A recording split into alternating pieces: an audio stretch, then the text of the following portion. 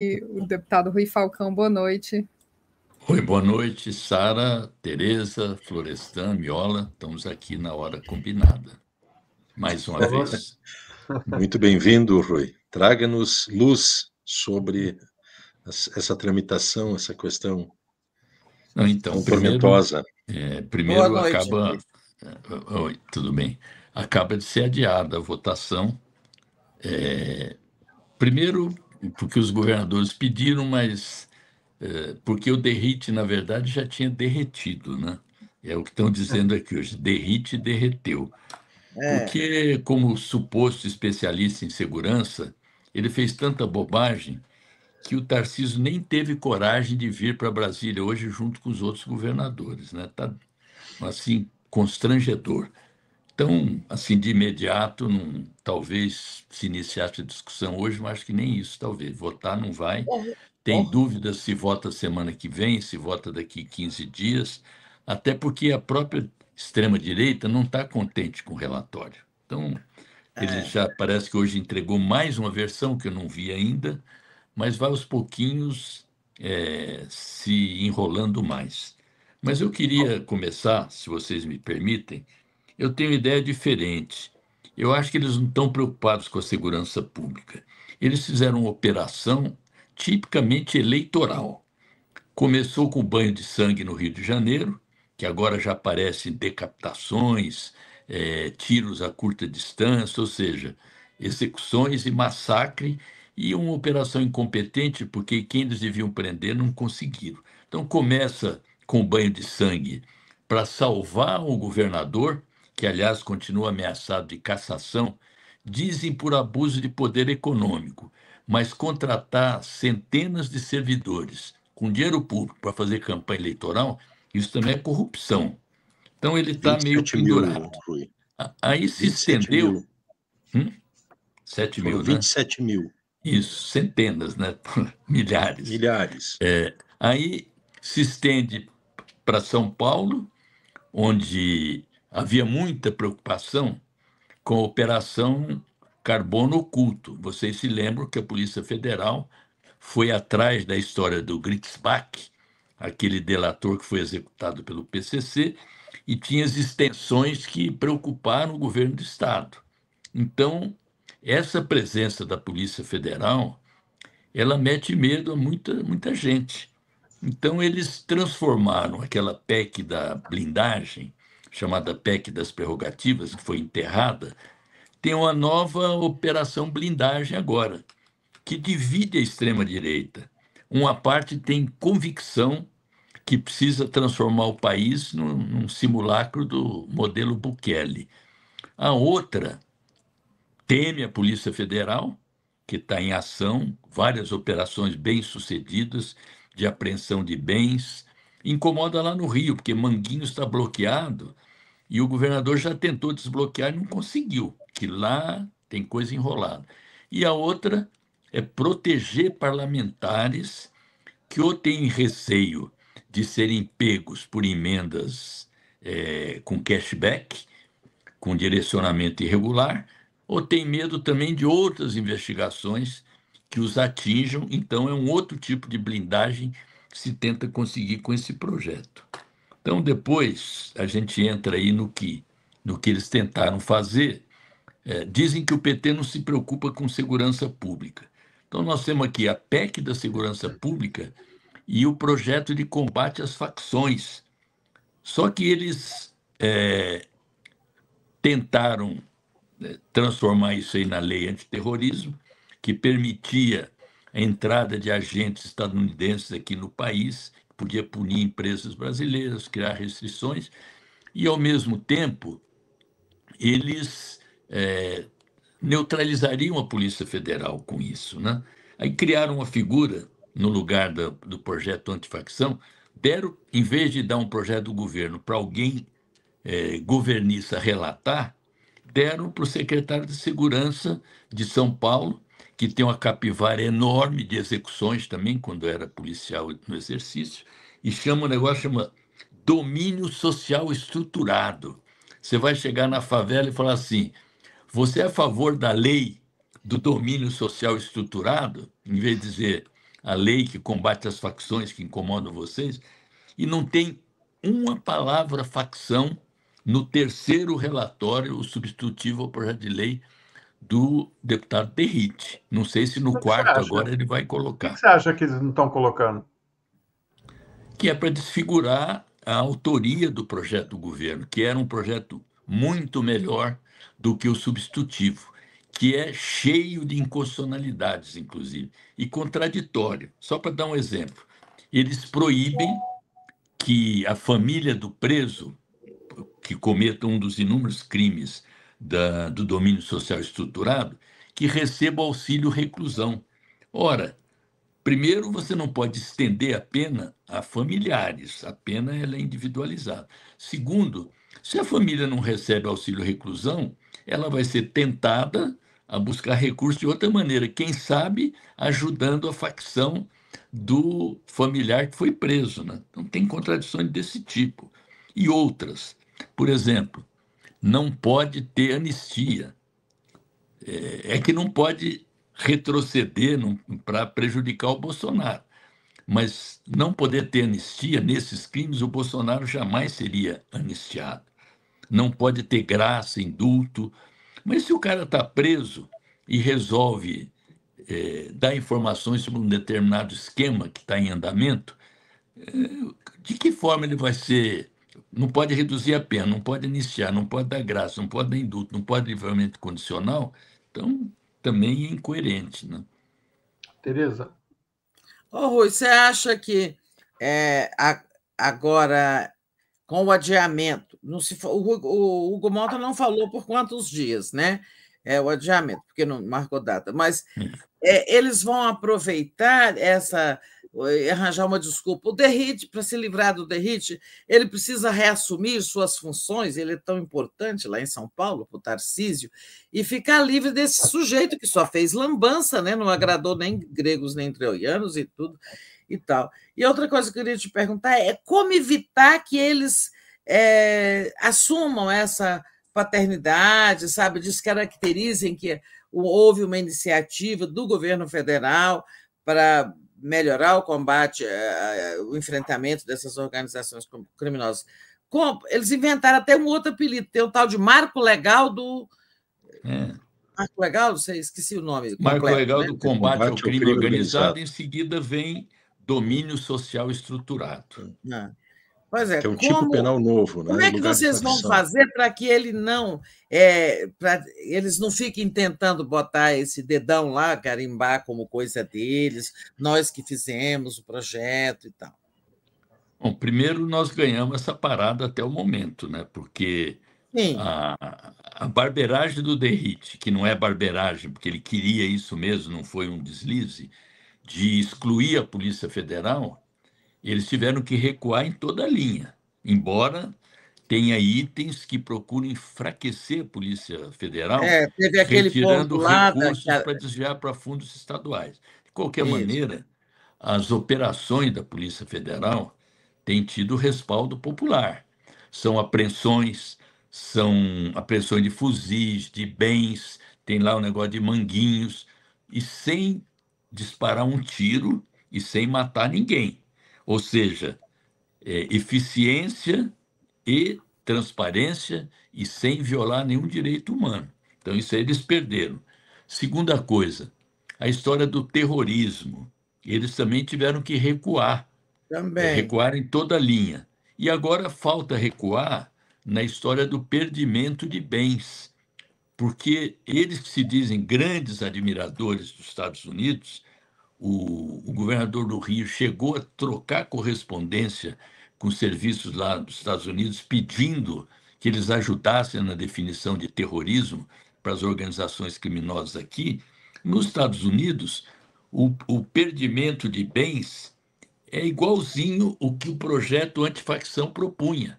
No início. E eles estão esvaziando, passando para questão civil, que é uma maneira de preservar. Por exemplo, se tiver lá na Faria Lima ou em outro lugar empresas que estão delinquindo, você tem que seguir todo um rito moroso, com vários recursos, ao contrário do que propõe a nossa lei antifacção. Então, isso eles vão ter que recuar também, porque está pegando mal, porque fica parecendo que eles querem mesmo proteger gente que se apropria indevidamente de recursos, que tem conexão com o crime organizado. Porque o crime organizado, ele não prospera na favela, ele tem comando. Esse comando está fora da favela. Como diria o Haddad, não está no piso, está na cobertura. Está nos grandes grupos, que também têm conexão com o crime organizado.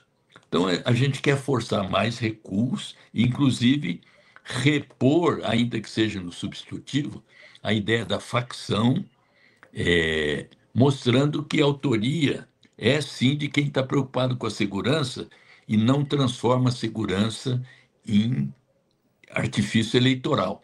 Por que eles fizeram essa operação e estão planejando outros? Porque tentaram mudar a agenda das coisas muito positivas que o nosso governo vem fazendo. E, com isso, procurando criar condições eleitorais para o natimorto do governo do Rio e para o Tarcísio, que diz que não é candidato, mas está cada vez mais candidato. E enfraquecer o Lula. Não conseguiram, e nós vamos, além de não fugir dessa pauta, porque nós temos condições de ter propostas e estamos preocupados com a população, prosseguir com os nossos projetos. Por exemplo, a taxação das bets, a votação do orçamento, que até hoje não foi votado também, e outros projetos de interesse do povo que eles querem evitar que a gente leve à frente. Aliás, essas Mas você acha que eles vão... Pode Deixa eu falar. só questionar sobre a minha pergunta, que ele não respondeu. Você não acha que eles vão se livrar de Derrite, devolver ele para São Paulo, com a desculpa de que ele precisa reassumir? Olha, aí, para o pessoal do chat, eu falei que ele é importante para São Paulo no sentido de ironia, tá? E não que eu ache ele importante para São Paulo. E estavam dizendo, estavam rindo de mim. Você... Mas você não acha que eles vão se livrar dele e aí vem outro relator em uma condição de negociação política melhor? Não, eu não acredito, porque é desmoralização. Ele já derreteu no projeto, aí ele se inviabiliza totalmente se for destituído da relatoria, né? Não acredito. Porque ele não tem prazo para voltar para a segurança, né? O risco aí é dizer o seguinte, ele não está fazendo falta em São Paulo, né? Esse é o risco dele, né? Continuar. A não presença dele aqui é comemorada, porque a área dele está péssima. E tem muito, eu tive contato com muitos delegados, muitos policiais civis que não se pronunciam com medo de retaliações do Derrite. Então, eu acho que estão aliviados, não vão ter que fazer tanta operação escudo, tanta matança, como se fazia no período que ele estava à frente da secretaria. Tá bom. Viola. Rui, só uma informação que eu te transmito.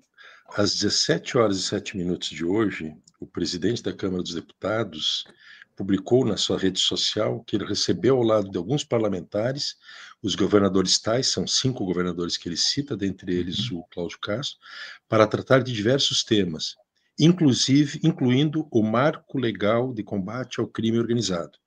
Então, o presidente da Câmara ele está legitimando o nome de batismo, né, deste projeto e perdendo totalmente a sua isenção, demonstrando, enfim, que o que ele fez nessa engrenagem foi muito funcional aos interesses estratégicos da extrema-direita. E aí eu te pergunto o seguinte, o presidente Lula assinou o projeto de lei antifacção no dia 31 de outubro, uma sexta-feira. No dia 5 de novembro, o Diário Oficial do Estado de São Paulo publica a licença do Derrite para assumir como deputado federal. No dia 7 de novembro, 2 dias depois, pela manhã, o noticiário circulou a informação de que o Mota pretendia designar o Derrite como o relator, o que de fato aconteceu oficialmente ao final da tarde do dia 7. Curiosamente, 2 horas depois, o relatório, o primeiro relatório do Derrite estava pronto. Eu te pergunto, esse relatório ele foi escrito em várias mãos, previamente, e certamente, além do governador Tarcísio de Freitas, outros senadores e deputados profundamente encrencados para produzir, ter como resultado isso. Como é que tu avalias esse processo, né, tão sumário, né, tão articulado, que gerou o resultado desastroso, mas que denota uma tentativa de parte da extrema-direita de aproveitamento para fins eleitorais da exploração demagógica do combate ao crime, quando, na verdade, esse modelo de buquerização, ele esconde por trás um processo, né, muito profundo de tentativa de impunidade para deputados e senadores e políticos malfeitores, né? É por isso que eu estou chamando de novo de projeto da bandidagem, né? Como chamaram o projeto das prerrogativas. Como não conseguiram proteger parlamentares naquela ocasião, tentam, por outra via, fazer isso agora. E está nítido que o Derrite está servindo como boi de piranha. Ele achava que, assumindo a autoria desse relatório, que não foi ele que fez, que ele ganharia prestígio eleitoral para disputar o Senado em São Paulo. Entretanto, como até o momento não deu certo, o processo está sendo desmascarado como operação eleitoral, como você agora descreveu e desenhou bem, ele agora vai ter que continuar à frente, porque substituí-lo agora é a desautorização total. Eles poderiam, por exemplo, ter escolhido, se fosse para tratar de segurança pública mesmo que eles não quisessem colocar alguém da base de governo, tem aqui um deputado de Brasília, o Fraga, que tem experiência, foi policial, foi secretário aqui em Brasília, mais fácil de dialogar, poderiam ter dado o relatório para ele. Aliás, foi um hoje que se pronunciou pedindo mais tempo para debater o projeto, porque nem ele, que não é do bloco governista, nem ele estava satisfeito com o trabalho cheio de erros, cheio de inconstitucionalidades, e que nós objetamos a ele, recuaram. Quando recua, uma parte da extrema-direita também fica insatisfeita, porque eles queriam a configuração do problema do terrorismo, eles estavam em outra. Eles queriam a lógica do combate às drogas, aquela estratégia da DEA americana, aquilo que eles já puseram gente no Equador, estão querendo intervir na Venezuela e querem entrar aqui, porque aqui é o principal país no qual não se pode ter a continuidade de um governo que tem soberania, que não vai submeter para que ele se transforme aqui num quintal. É isso que aconteceu. Então, agora, o Guerrite, longe de ganhar prestígio, já está perdendo prestígio. Com essa crise toda na extrema-direita, né, porque isso aí pegou muito mal, né, principalmente porque eles estavam focando na Polícia Federal.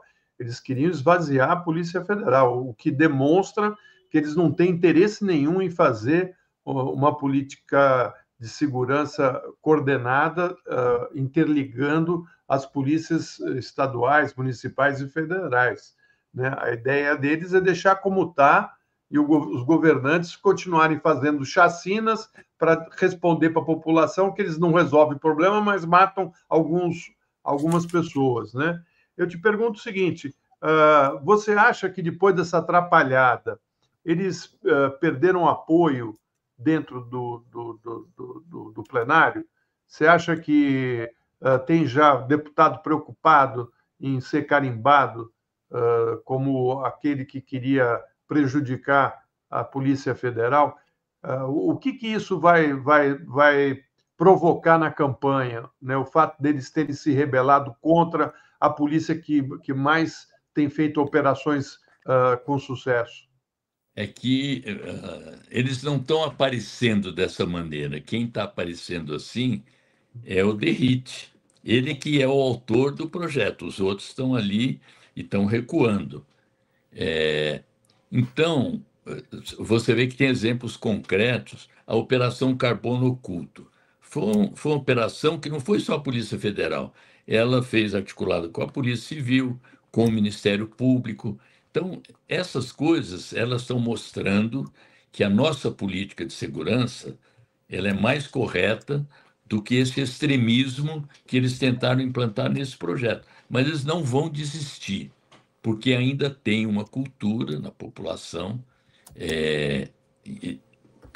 com domínio do território em alguns lugares, que toda vez que tem uma operação desse tipo, a população acaba achando que vai dar certo, só que 2, 3 dias depois a situação está a mesma, né? Olha as pesquisas. Eu vi um artigo do Mauro Paulino, ele mostrando o seguinte: todas essas pesquisas, elas têm metodologias diferentes, amostragem diferentes, perguntas diferentes, ordem de perguntas diferentes e feitas ao mesmo tempo no calor da hora.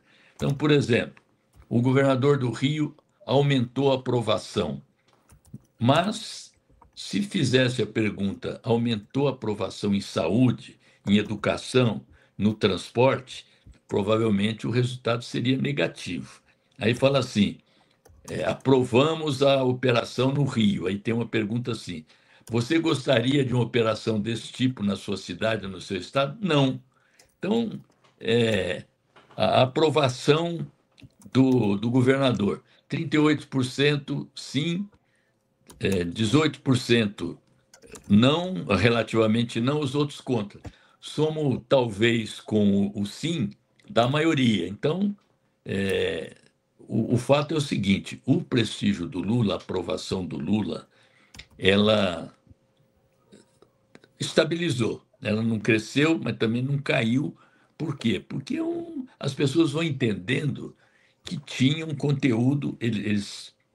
Tem até uma pergunta agora que eu acho um absurdo, que foi feita nessa última pesquisa, que diz assim: você concorda ou discorda de que os usuários são responsáveis pelos traficantes? Quer dizer, alguém vai dizer que concorda? Evidente que não.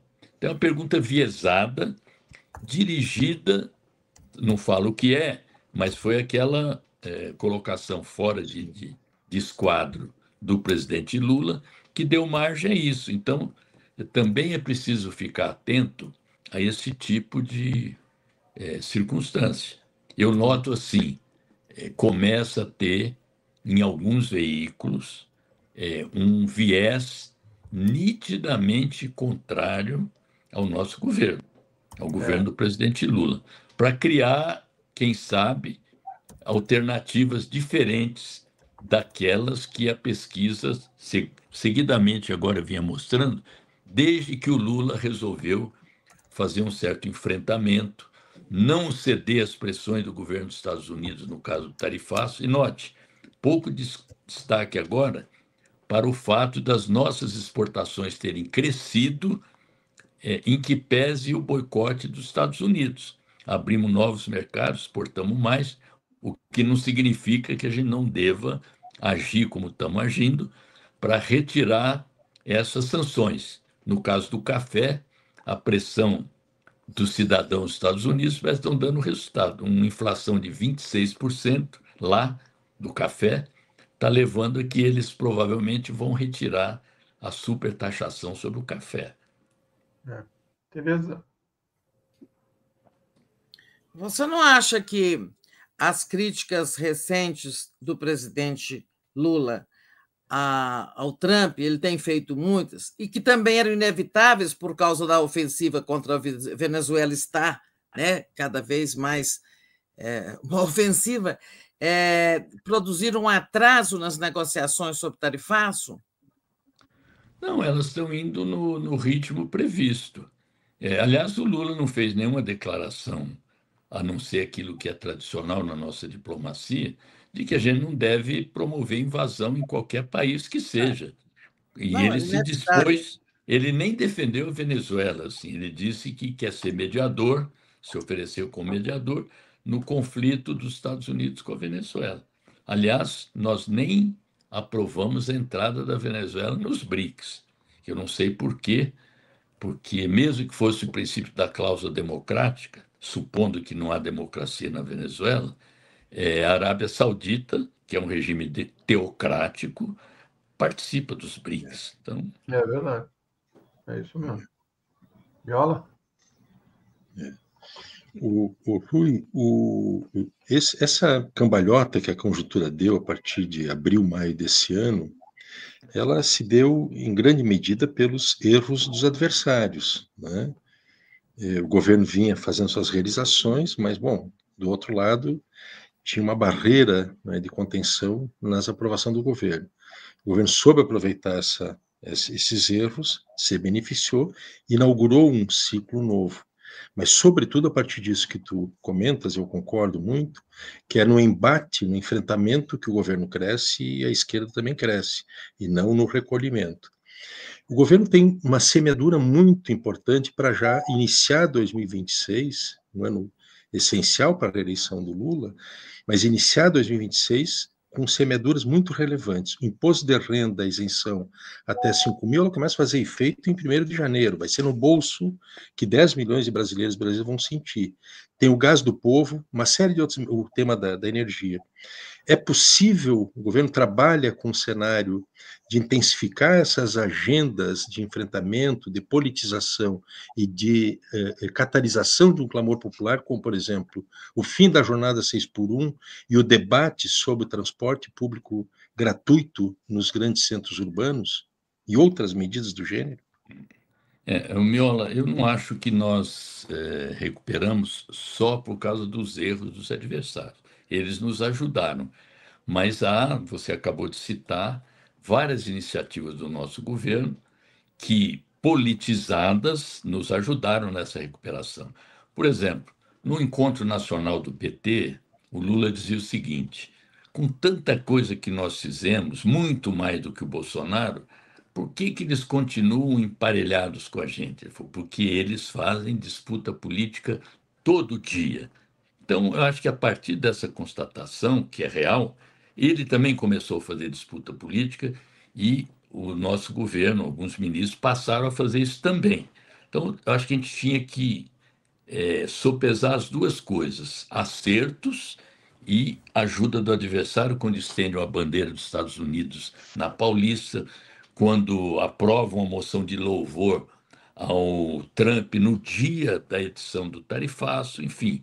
Mas tinha também a questão do imposto de renda, foi iniciativa nossa, embora o presidente da Câmara desse a relatoria para o Arthur Lira, para que o Arthur Lira aparecesse como padrinho da mudança no imposto de renda. Aliás, inundou Alagoas de faixas, outdoors, até para competir com o senador Renan.